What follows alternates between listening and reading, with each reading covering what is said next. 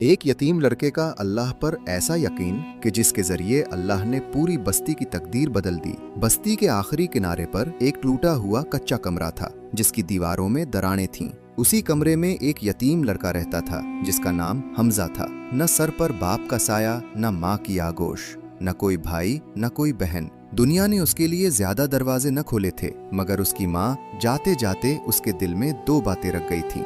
एक ये कि किसी भूखे को खाली हाथ न लौटाना, और दूसरी ये कि जब सारी दुनिया साथ छोड़ दे तो दिल से कहना अल्लाह मेरे लिए काफी है। हमजा की उम्र ज्यादा न थी, मगर उसकी आंखों में उम्र से कहीं ज्यादा थकन बसी हुई थी। वो कभी बाजार में बोरी उठा देता, कभी किसी के घर से कुएं तक पानी भर लाता, कभी मस्जिद के सहन से पत्ते समेट देता। शाम को जो दो चार सक्के मिलते उन्हीं से उसकी रात कटती।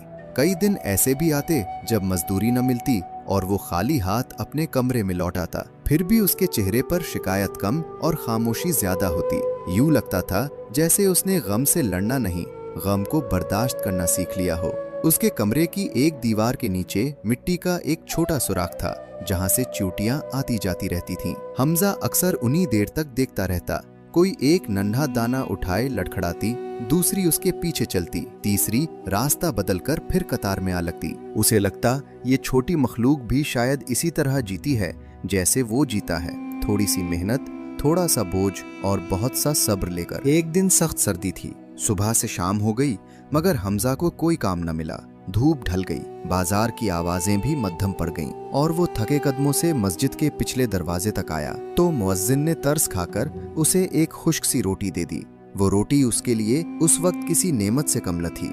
उसने उसे कपड़े में लपेटा और अपने कमरे की तरफ चल पड़ा। रास्ते में गली के कोने में एक बूढ़ी औरत बैठी थी जिसकी आंखें धुंधला चुकी थीं और होठ प्यास से सूखे हुए थे। उसने कमजोर आवाज में कहा, बेटा अगर कुछ हो तो अल्लाह के नाम पर दे दे, आज सारा दिन कुछ नहीं खाया है। हमजा एक लम्हे कुठरा। उसके हाथ में बस वही एक रोटी थी। पेट में भूख ऐसे मचल रही थी जैसे अंदर खाली बर्तन बज रहे हों। उसने कपड़ा खोला, रोटी को देखा, फिर बूढ़ी औरत के कांपते हाथों को देखा। अगले ही लम्हे उसने रोटी का आधा हिस्सा उसके हाथ में रख दिया और मुस्कुरा कर बोला, दुआ कर दीजिए, मेरे लिए यही बहुत है। बूढ़ी औरत की आंखों में आंसू आ गए। उसने आसमान की तरफ हाथ उठाए और दर्द से दुआ मांगी, जैसे माँ अपने बेटे के लिए दुआ मांगती है। ऐ अल्लाह, तू जानता है उसने तेरे नाम पे दिया है। ऐ अल्लाह, इसकी खाली झोली को भर दे। दोस्तों, आपका दिल भी हमजा की तरह है या नहीं, कमेंट्स में जरूर बताएं। हमजा जब कमरे में पहुंचा तो उसके पास रोटी का सिर्फ एक छोटा टुकड़ा रह गया था। वो मिट्टी की चटाई पर बैठा, चिराग जलाया और जैसे ही खाने लगा उसकी नजर फिर इन्हीं चींटियों पर जा ठहरी। आज इनकी कतार कुछ ज्यादा लंबी थी। शायद सर्दी से बचने के लिए वो तेजी से अपने बिल की तरफ जा रही थीं। एक नन्ही चींटी एक रेजा उठाए बार बार फिसल रही थी। हमजा ने वो मंजर देखा तो उसके दिल में नरमी उतर आई। उसने अपने हाथ की रोटी में से जरा सा टुकड़ा तोड़ा और इनके रास्ते के करीब रख दिया। फिर आहिस्ता से बोला, लो, तुम भी अल्लाह की मखलूक हो, तुम्हें भी रिस्क मिल जाए। अब उसके पास चंद नवालों से भी कम बचा था। उसने वो खाया, पानी पिया और दीवार से टेक लगाकर बैठ गया। भूख अभी बाकी थी मगर उसके लबों पर शिकवा न आया। उसने आसमान की तरफ देखा, गोया टूटी छत के पार अपने रब को मुखातिब कर रहा हो और सरगोशी की, ऐ अल्लाह, आज मैंने तेरा नाम लेकर दिया है, अब तो ही काफी है। मुझे देर से देना मगर अपने दर से देना। फिर वो उसी दुआ के साथ सो गया। सुबह फजर से पहले उसकी आंख खुली। कमरे में खामोशी थी, चिराग बुझ चुका था और सर्द हुआ दीवार की दरारों से अंदर आ रही थी। हमजा ने देखा कि चींटियों की कतार अब भी चल रही है, मगर आज इनके मुंह में मिट्टी नहीं, बारीक दाने थे। वो हैरान हुआ, इस कमरे में तो कई दिनों से अनाज का एक जर्रा भी ना था, फिर ये दाने कहाँ से आ रहे थे? वो करीब गया, घुटनों के बल बैठा और गौर से देखने लगा। चींटियां दीवार की एक बारीक सी शगाफ से निकल रही थीं। वो दाना उठाए बाहर आती, फिर कुछ अंदर जाती, जैसे किसी पोशीदा राज के गिर्द खामोश शोर बरपा हो। हमजा ने जल्दी ना की। उसने हाथ से मिट्टी हटाने के बजाय पहले नर्म उंगलियों से अतराफ को साफ किया ताकि चींटियां कुचली ना जाएं। जू मिट्टी अलग होती गई, दीवार के अंदर एक छोटा सा खोखला हिस्सा जाहिर होने लगा। फिर उसकी उंगली किसी सख्त चीज से टकराई। उसने आहिस्ता से मिट्टी मजीद हटाई तो एक छोटा मिट्टी का बर्तन नजर आया जिसका मुंह कपड़े के पुराने टुकड़े से बंद था। हमजा का दिल जोर से धड़का उसने बर्तन बाहर निकाला। कपड़ा बोसीदा था, मगर उस पर एक नन्हा सा निशान बना हुआ था, जैसे किसी कुम्हार ने अपने हाथ की पहचान छोड़ दी हो। उसने कांपते हाथों से बर्तन खोला। अंदर चांदी के चंद सिक्के थे, एक पुरानी अंगूठी थी और एक मोड़ा हुआ कपड़ा था जिसमें शायद कुछ और छुपा था। हमजा की सांस अटक गई। उसने अपनी फटी कमीज देखी, नंगे पांव देखे, खाली कमरा देखा और फिर उन सकों को देखा। एक लम्हे में उसके जहन में कितनी तस्वीरें आईं। गर्म रोटी, नया कंबल, सर्दी से बचाव, 2 वक्त का खाना, शायद एक जोड़ा कपड़ा। ये सब उसकी जिंदगी बदल सकता था। मगर इसी लम्हे उसके दिल में एक और आवाज उठी, नर्म मगर मजबूत। अगर ये तेरा नहीं तो फिर ये तेरा रिस्क भी नहीं। वो देर तक खामोश बैठा रहा। बाहर सूरज निकल आया, मगर उसके कमरे के अंदर फैसला अभी जन्म ले रहा था। आखिर उसने बर्तन दोबारा बंद किया और अपने सीने से लगा लिया, जैसे किसी अमानत को संभाला जाता है। फिर उसके जहन में अचानक एक बात बिजली की तरह चमकी। कल जिस बूढ़ी औरत को उसने रोटी दी थी, उसके घर के बाहर पड़े टूटे बर्तनों पर यही निशान बना हुआ था। हमजा को याद आया कि लोग कहते थे उसका मरहूम शौहर कम्हार था और उसके बर्तन सारी बस्ती में पहचाने जाते थे। हमजा ने सर झुकाकर कहा, या अल्लाह, मेरा दिल कमजोर न होने देना। वो बर्तन उठाकर बूढ़ी औरत की झोपड़ी की तरफ चल दिया। रास्ते में 2-3 लोगों ने उसे देखा तो पूछा, हमजा क्या लिए जा रहा है? वो बस इतना कहता, अमानत है, साहब तक पहुंचानी है। जब वो झोपड़ी के दरवाजे पर पहुंचा तो औरत लकड़ी के सहारे बैठी खांसी रोक रही थी। हमजा ने अदब से कहा, अम्मा जरा ये देखें, शायद ये आपकी कोई चीज हो। बूढ़ी औरत ने कपड़ा हटाया, बर्तन देखा, फिर अचानक उसके हाथ कांपने लगे। उसने अंगूठी को अपनी हथेली में लिया, माथे से लगाया और धाड़े मारकर रोने लगी। कुछ देर बाद उसने टूटती सांसों में कहा, ये मेरे मरहूम शौहर की अंगूठी है, ये बर्तन भी इसी के हाथ का है। बरसों पहले जब हमारा घर गिरा था, उसने कुछ जमा पूंजी एक दीवार में छुपा दी थी। फिर वो बीमार पड़ा और दुनिया से चला गया। मैंने बहुत ढूंढा मगर कुछ न मिला। लोग हंसते थे कि एक अंधी बुढ़िया खजाना तलाश करती फिर रही है। बेटा, तूने आज मेरे मर्द की आखिरी निशानी वापस कर दी। हमजा खामोश खड़ा था। उसकी आंखें भी भीग चुकी थीं, मगर दिल अजीब सुकून से भर रहा था। बूढ़ी औरत ने सके उसकी तरफ बढ़ाए और कहा, ये सब तेरा है।